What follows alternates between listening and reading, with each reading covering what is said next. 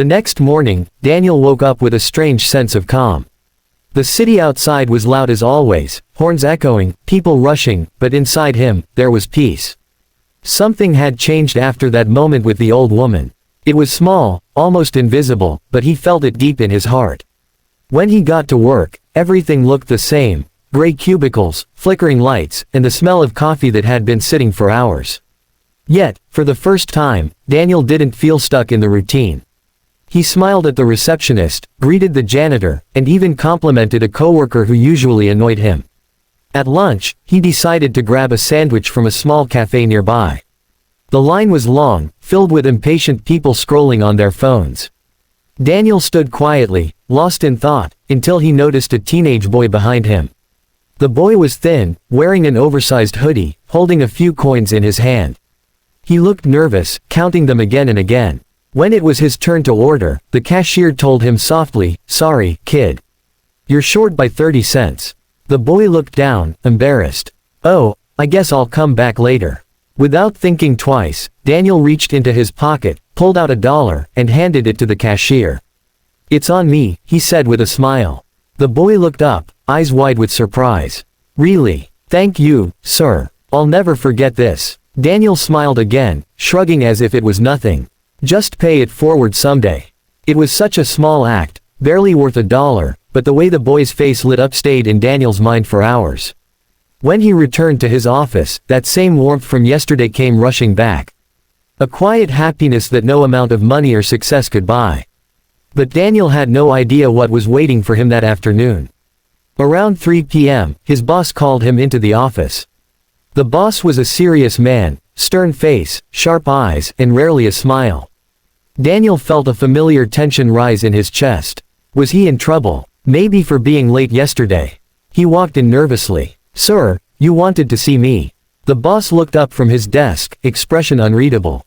Then, slowly, he smiled. "Yes, Daniel. I got an interesting phone call this morning."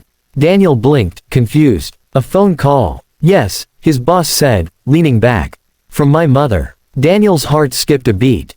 "Your mother?" The boss nodded, his smile widening. "She told me that a kind young man helped her carry her groceries yesterday. She said he reminded her that kindness still exists in the world." Daniel's eyes widened as realization struck him. The old woman was his boss's mother.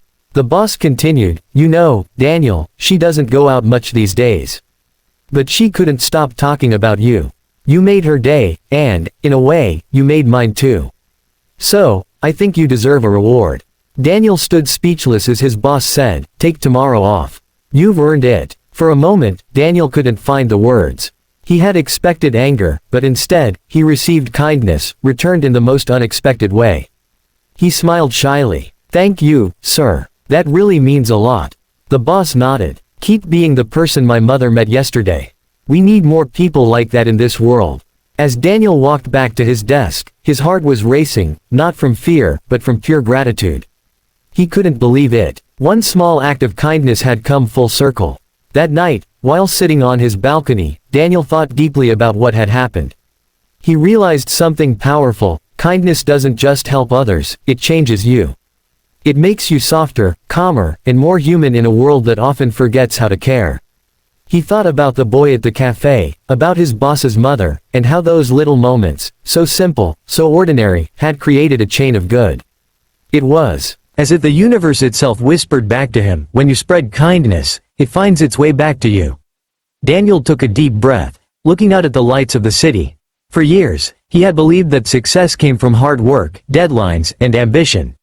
But now, he understood that real success was measured in smiles, in hearts touched, and in moments where you choose compassion over convenience.